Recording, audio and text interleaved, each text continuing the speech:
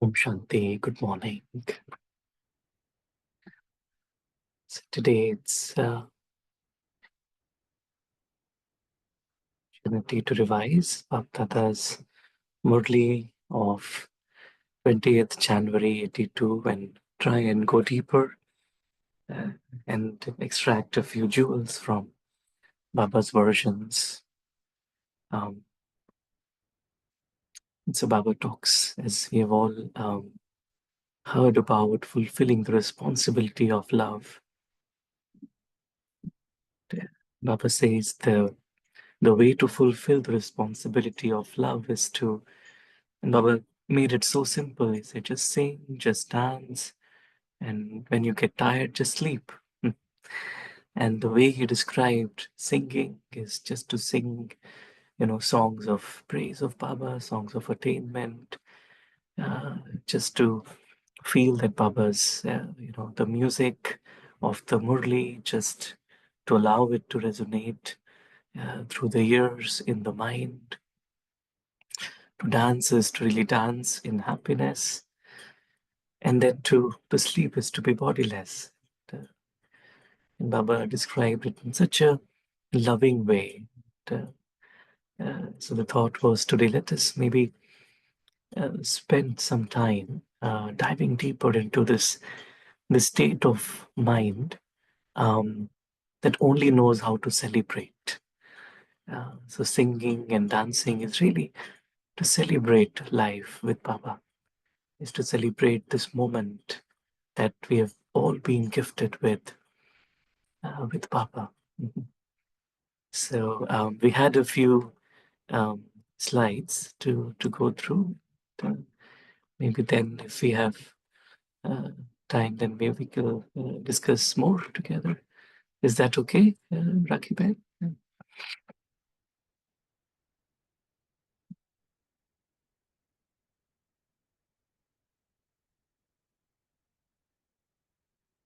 Is that okay?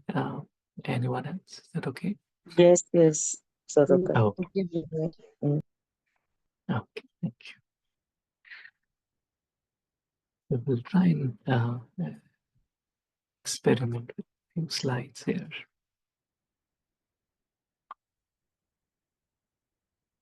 So this is a quote. It says, true creativity flows only from stillness.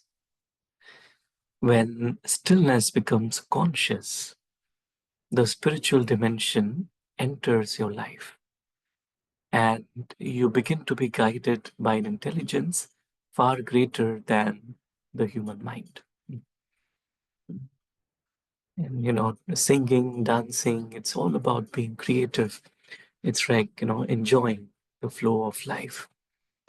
And what this quote says is this: true creativity flows when there is stillness inside. And when stillness becomes conscious, means when the conscious mind is able to really resonate with that stillness of the soul, then the spiritual dimension enters your life. It's as if we souls are playing our parts on the stage in the physical dimension, but we are automatically conscious, aware of the spiritual dimension. That we are here to enjoy, to really play this game of life to our best ability, and to enjoy every scene, celebrate with Baba. And then it says you begin to be guided by an intelligence far greater than the human mind. So when this spiritual dimension enters, it's like we are able to connect to the unlimited, to the eternal. And so the limitations of the human mind, the perceptions of the human mind, no longer interfere in our experience of life. We souls are then able to just stay in the unlimited and enjoy life, be really creative. And so if we have to see it in these words, it says focus inside and then flow outside. So when my focus is inside and the soul, Baba, my reality, my truth, um, when that is the focus, then I can easily flow with the life outside. Then nothing obstructs my experience of happiness. But if the focus is outside, then the flow is inside. Means when the focus is on external things, on external events, only on the role, then there is a flow of emotions, of um, uh, feelings that may make the soul heavy. And so that flow is then experienced inside. Uh, and so again, so Baba, when Baba said responsibility of love, Baba's love really takes the soul inside, inwards. And when the soul experiences that love, then the soul is completely safe, completely secure. The soul just is in the loveline state, and then the soul doesn't need anything from the external world. And so the soul can then, from that space, just flow outside.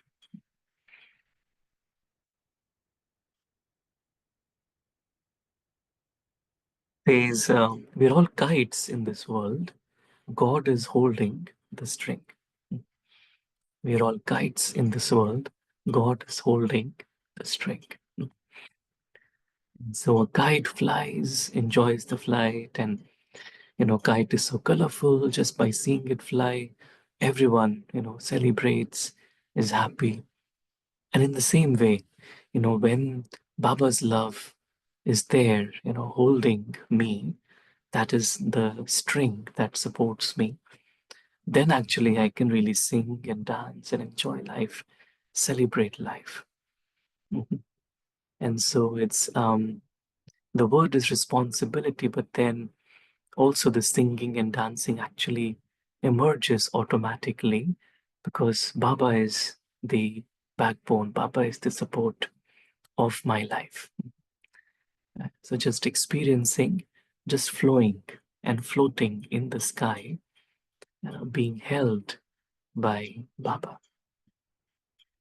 So let us take a few moments to just experience these uh, as we shift our focus inside from the world outside, the world of form, the world of matter, the world of names, the world of characters, the world of stories.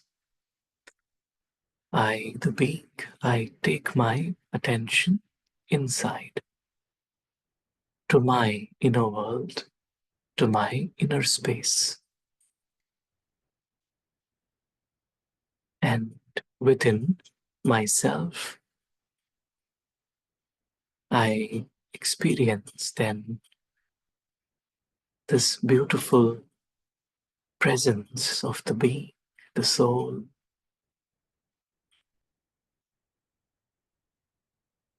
and my eternal relationship with the One, Baba. So I just surrender myself to Baba, experiencing His light, His love, His presence. This is the focus of my life, to rest my mind on the One.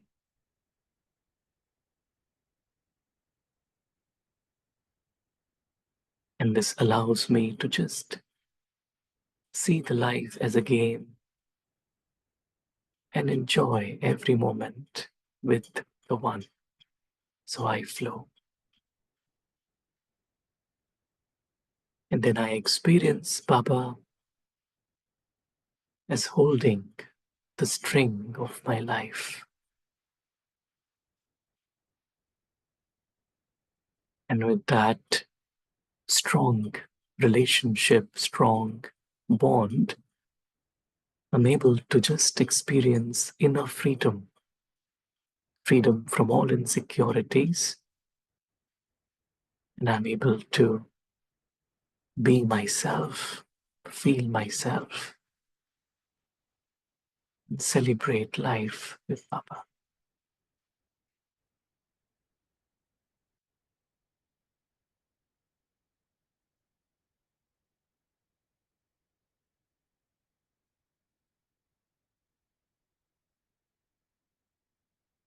And so when Baba's love holds the string of my life, my mind, then I can really fly, and then I can live beyond from this limited experience as an awake angel.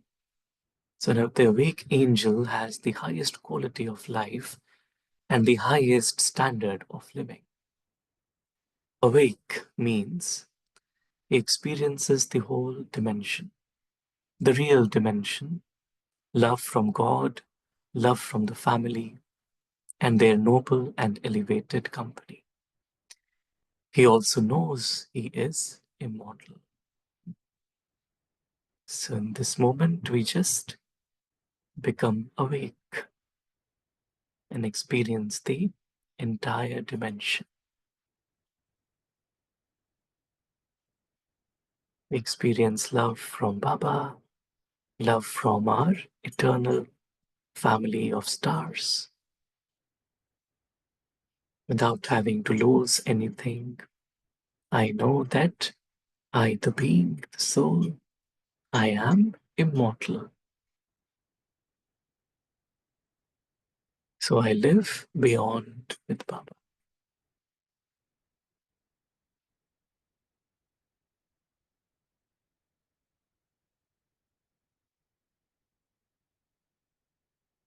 For an awake angel, every aspect is the best.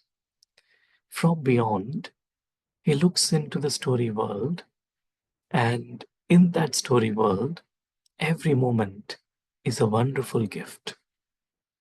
Every scene is seen as entertainment or a joke. And that is why there is nothing in the world that he needs to be concerned about, nor is there anything to complain about.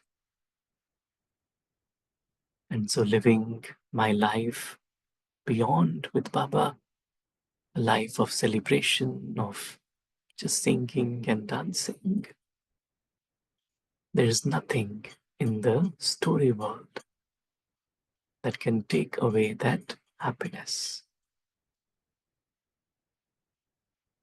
So, as awake angels, we all live in our dimension beyond and see that little drama happening in another dimension as entertainment. We just go there from time to time to experience happiness and then come back to our reality. Everything is beautiful, everything is a gift. I'm grateful for every scene in the play of life. There's nothing that I need to be concerned about. Everything is perfect.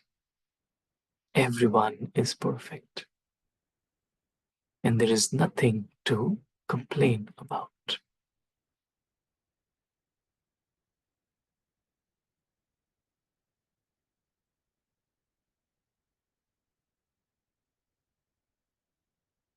So let us just hold this awareness for a moment, staying beyond the story world, beyond the drama, in Baba's presence.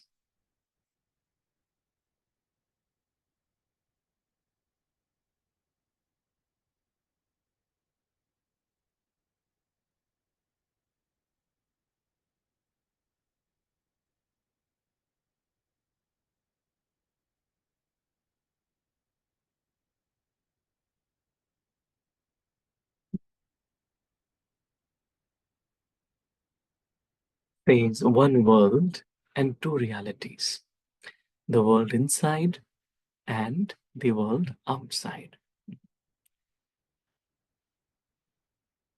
There is one world, but the two realities. and how we uh, shift, from the reality of our truth to then the reality, the world outside, and then how to shift that attention back. So it's a nice little example through which we'll try and understand the state of being in constant celebration versus the state of struggling or fighting in the mind, and how to make that shift very easy. So it says, if you go to a garden, you will see butterflies and also slugs, earthworms. So there are two different realities. What is the life of a butterfly? It experiences flowers, colors, fragrance, sky, and other butterflies. Its life is a dance, and it makes others dance in happiness. And so a butterfly is only busy celebrating. And whoever sees a butterfly also experiences that happiness, that joy. And so that celebration is the mode of the butterfly. And so this is the life of a butterfly. And on the other side, in the garden, there is another reality, and that is the life of an earthworm. It says the same garden also has slugs and earthworms. What is their life? They experience stones, shells, and mud. They are probably oblivious to the flowers and their fragrance. Butterflies are possibly unaware of the stones and the mud. It is the same garden, but two different realities. It's the same garden, but two different realities. Um, and if we then see how it, compares to our mind, it says, one garden, two worlds. And this is the story of all humans. We have options. A life ruled by ego is a life brought down to the ground, like living in an earthworm state of mind. Ego is obsessed with the story, either worrying, complaining, or indulging in the story. It is a life with stones, shells, and mud. And so when we forget our reality with Baba and just get busy in the mundane things of life, and just and then our old baggage somewhere gets activated and pulls the soul, that is the kind of mind or life one can experience.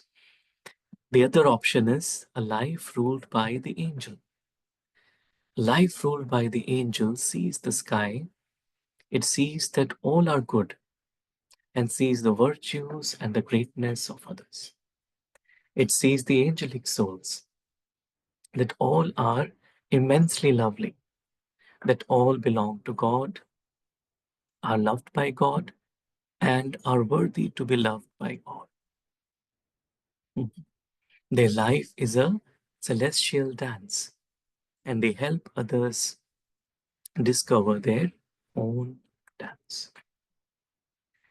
So it's either the life ruled by ego, which brings the experience of life down to the earth, versus when there is Baba's love, the experience of Baba's love making us into angels, and that angels just sees the sky, just sees the beauty in everything, the greatness in everyone, just focuses on love and gratitude and celebration, and then when everything is there, just like kids are always happy, just like that, the consciousness functions like that.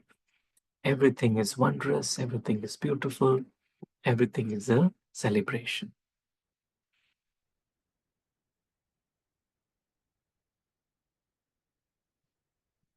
So let us just take a moment and realize that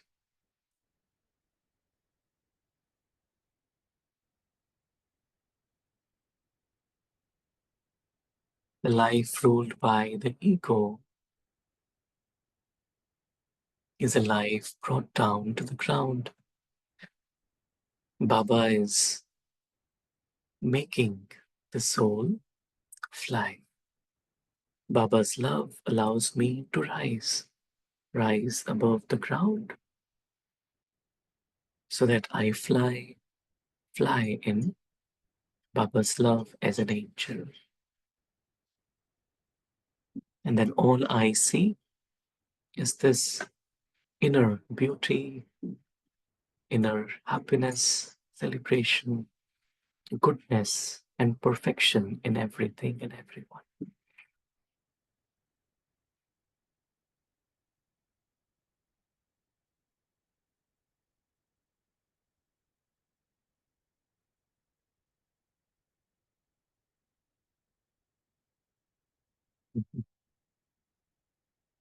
It says experience of being permanently temporary, permanently temporary. And Baba mentioned about just sleeping, realizing that uh, the world of the body is the world of illusion. I, the being, the soul, I really have nothing to do with this world of the body uh, to be myself. So this says we are temporary in this world, permanently. We are temporary in this world, permanently. Means there is never a time when we can say that we are permanently based in this world. The moment I have this awareness, body and the role of this physical world no longer have an influence on me. Feelings of being temporary broaden my understanding of time beyond this limited life. I existed before this body took shape, and I will continue to exist even after it perishes. I am an eternal traveler, permanently acting in this temporary world. This is the only time to be aware of this truth and get absorbed in Baba's permanent and eternal love.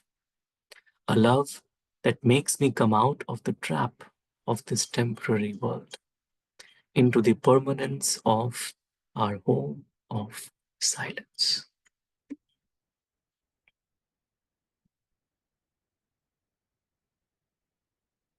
So we are all guests, we are all temporarily here, but we know that our home of silence is where we live permanently. And we realize that the world of the body, the world of bodily expansion is separate. And I, the be, my existence is separate than the bodily existence. And so I'm permanently acting in this temporary world. And so in a second, I can just switch off this world of the body, become bodiless, and just become 100% aware of the truth of who I really am, a being of light who is loved eternally by God.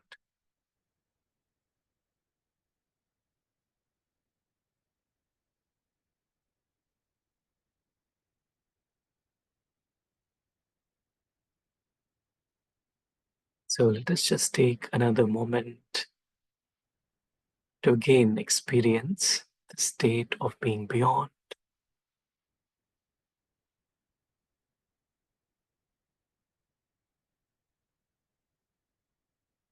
merged in Baba's love,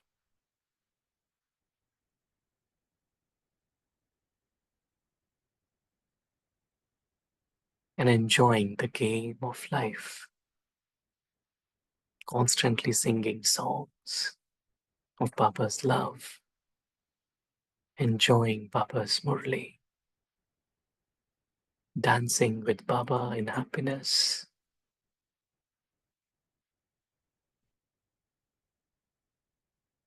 and just coming back to this reality, being bodiless from time to time.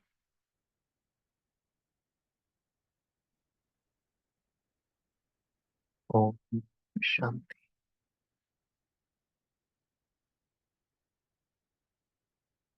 Shanti, thank you, Baba. Thank you, family. Let's maybe pause here and would love to hear if there are any insights or sharings. Please feel free to share.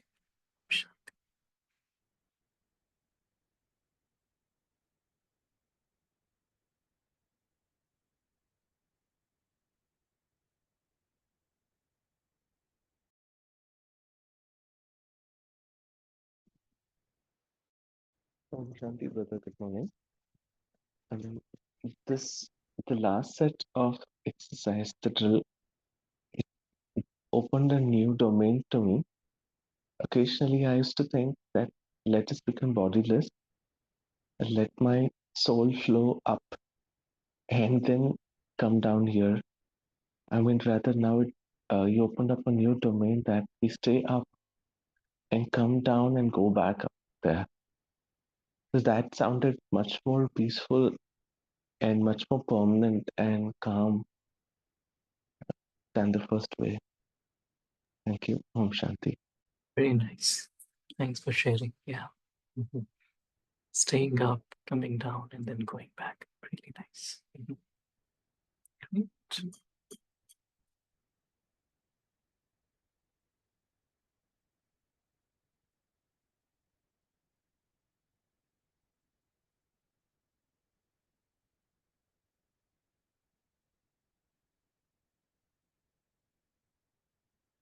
Other thoughts?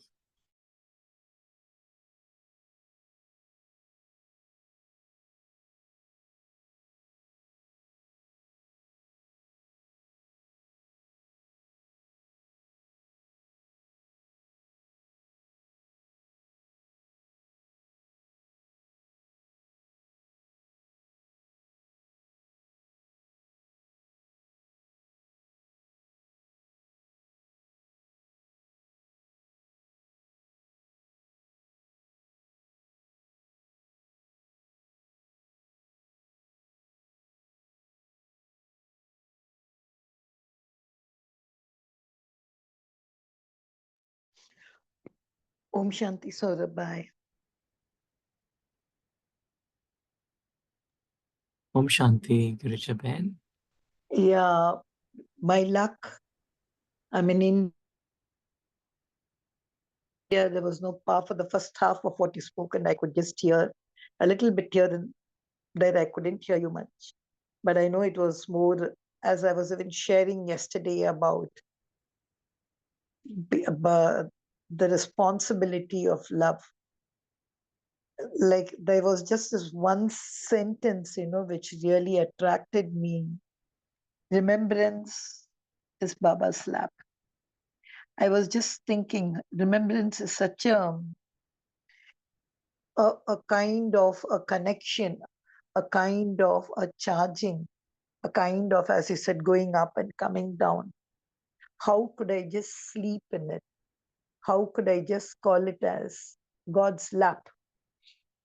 And that was what yesterday I was trying to go through it. And coincidentally, let me add that yesterday the Mudli was a perfect fitting for me because yesterday was my Lokik birthday. And what a way for Baba to ask me to dance and sing and sleep. But still, I was trying to go through that one thing and how can remembrance be God's lap? Because for me, God's lap is not remembrance, it's just settling down after all the charges and all. And it's something like a shard. It is something like you just lie down like a child in lying down after the day. That's what I used to think. So I was trying to churn on that more. And as I told you, most part of your thing I couldn't hear because of the current break. So that's why I don't know, I just wanted to share this.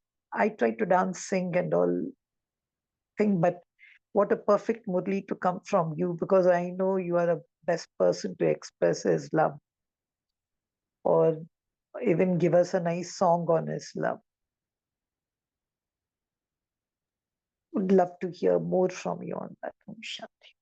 So sweet of you to say that. But we're all Baba's angels, and happy belated birthday to you. Hope you had a good day with Baba. Mm. Yeah.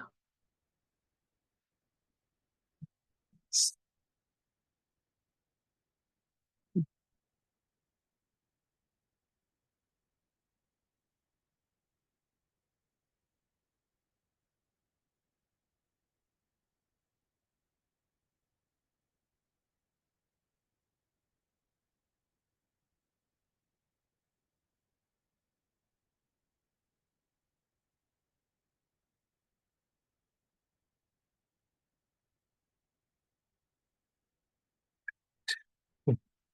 Any other? Oh,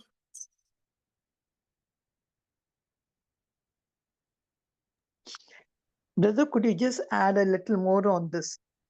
Why, how does Baba entertain us?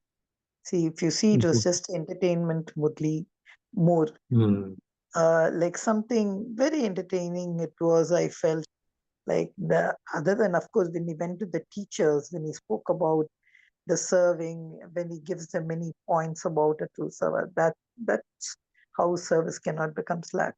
But I'm mm, speaking about the first part of the Murli, the entertainment which he gave us. If you could add, mm, as I can't see anyone else asking anything, so if you could share mm, something on that mm, entertaining part of the Murli, how Baba does that. mhm. Right. Mhm. Entertainment is Baba, the way Baba describes and the way Baba shares. And, the way Baba said is like to sing, to dance, and, it's all about, just I feel not taking life too seriously. Sometimes, as Baba's child, when we really come into Baba's Gyan and we're, in that honeymoon stage, we enjoy everything. Everything is so beautiful, right? And then later when the battle with the Maya starts, and then that's where, we sometimes forget those days of the childhood, where nothing would uh, matter much, but just to, be in awe of Baba's Murli, just to, have that heart to heart, connection with Baba. And I feel that's what Baba was trying to just emerge in us again. As we listen to the Murli, let us just, internally dance to his flute, and just, experience just the joy of being with Baba, in Baba's presence.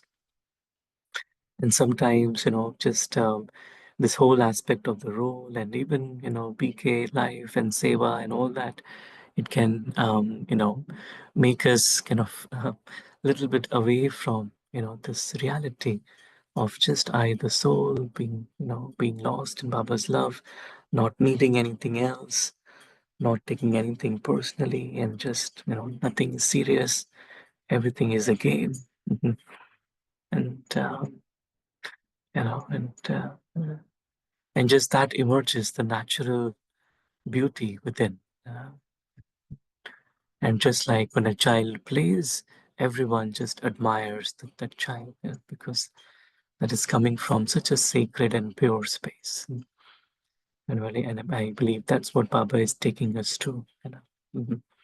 And that's what our life will be. And it is now, and it will be in the golden age.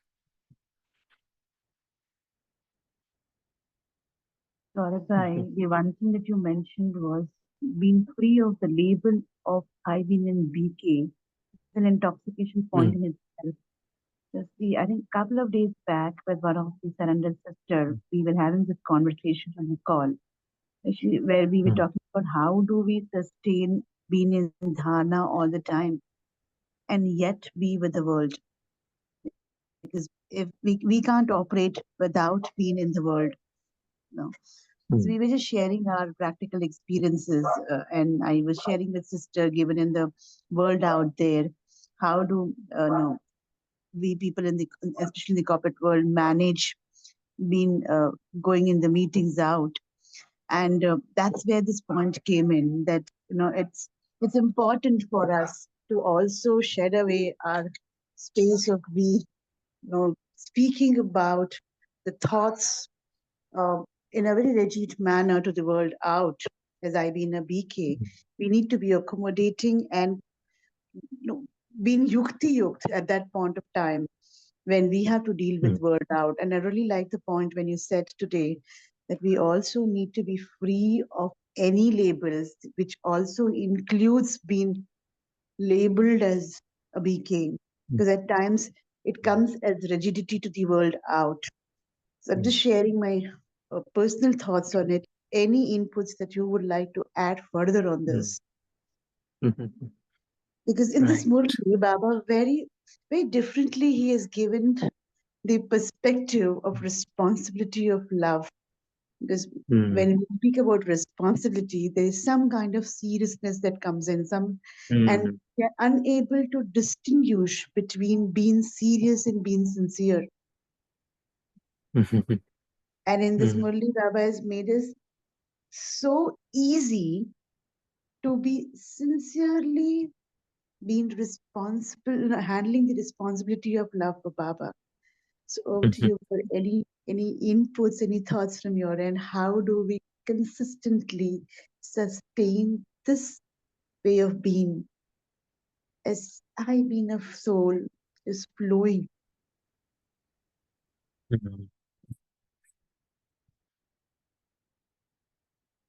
No, I can completely relate to it. Uh,